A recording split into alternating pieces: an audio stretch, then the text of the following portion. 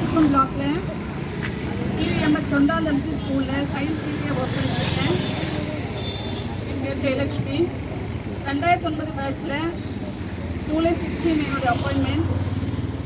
2016 பிஜியாக promotion ஆகிறேன். ரொம்ப சந்தோஷம். பிஜி ஆகிடுமே, நமக்கு வந்து நிறைய பிரச்சனை இருக்குது, எல்லாமே சால்வ் ஆகிடுன்னு ஓடி ஓடி போயிட்டாலே ரொம்ப பிரச்சனை கிடையில தான் சார். நான் கோர்ட்டுக்கெல்லாம் போயிட்டு நான் அந்த ப்ரமோஷனை வாங்கினேன்.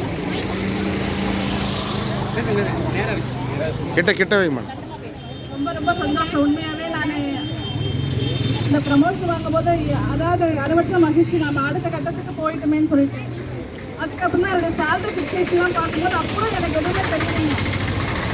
சீரியஸாக சொல்ல போனால் எனக்கு எப்போ தெரிய வந்துச்சுன்னா 3 மாதத்துக்கு முன்னாடி டிசம்பர் மாதம் லாஸ்ட்டு நாள் ஸ்கூலெல்லாம் முடிச்சுட்டு ஒரு செகண்ட் கிரேட் டீச்சரை வந்து நான் வண்டியில் கூட்டிகிட்டு போகிறேன்.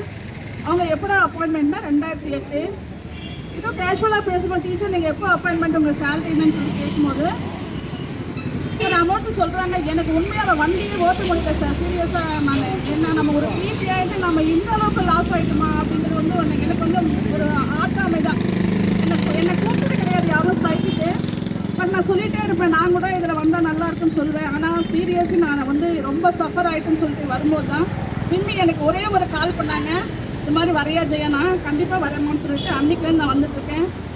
ரொம்ப பெரிய பாதிப்புங்க சார் நமக்கு வந்து. அதாவது 2008 ஒரே ஒரு வருஷம் தான், சொல்லப்போனால் ஒரு வருஷம்னு சொல்ல முடியாது, ஒரு வருஷம் ஒரு 2 மாதம் வச்சுக்கோங்களேன். மிகப்பெரிய பாதிப்பு நமக்கு வந்து ஒரு 1000மோ 2000மோ நம்ம ஏறி இருக்கலாம். ஆனால் இன்னைக்கு மிகப்பெரிய இடைவெளி. அவங்க வேறு மாதிரி நம்ம வேறு மாதிரி அப்படிங்கிற மாதிரி ஒரு ட்ரீட்மெண்ட் நம்ம ஸ்கூல்லேயே நடக்குது. நீ என்ன சொல்கிற நான் என்ன கேட்க அப்படிங்கிற மாதிரி ஒரு ட்ரீட்மெண்ட்டு. அது வந்து இன்னும் கூடவே இருந்து ஒர்க் பண்ணுறவங்களுக்கு மிகப்பெரிய வழி. நான் ஒரு மிடில் ஸ்கூலுங்கிறதால எனக்கு அது தெரியலை.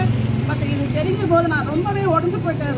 ரியலி ரொம்ப ரொம்ப பெரிய டிஃப்ரென்ஸ். உண்மையாகவே நான் 7 வருஷம் வந்து என்னோடய செகண்ட் கிரேட் ஸ்கேல் அப்படியே விட்டுட்டு நான் நார்மலாக டைரெக்டாக பிபி வந்து 2016 ஒருத்தர் வந்தால் அவங்க என்ன சேலரி வாங்கினாங்களோ அந்த சேலரி தான் நான் இப்போ வாங்கிட்டு இருக்கேன்.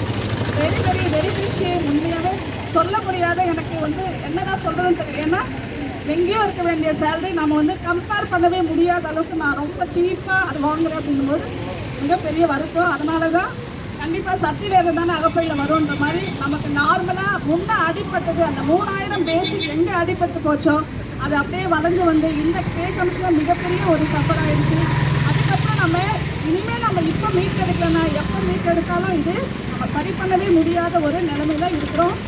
கண்டிப்பாக பிபி நீங்கள்லாம் கூட முன்னே வந்து இதை வந்து நீங்கள் ஆதரிச்சிங்கன்னா கண்டிப்பாக இந்த போராட்டம் ரொம்ப சக்ஸஸ்ஃபுல்லாக இருக்கும். எனக்கு பாதிப்புங்கிறதால தான் யார் கூப்பிட்டாமையோ இல்லை, நான் 4 பேர் சொல்லி கூப்பிட்டு வந்துருக்கேன் வழியே. என்னை யாரும் கூப்பிடல. ஏன்னா ஐ எம் த ஃபுல்லஸ்ட் சஃபரர் அப்படிங்கிறது நான் நினச்சி நான் வந்திருக்கேன். இது என்னுடைய ஒட்டுமொத்த உணர்வு. தேங்க்யூ.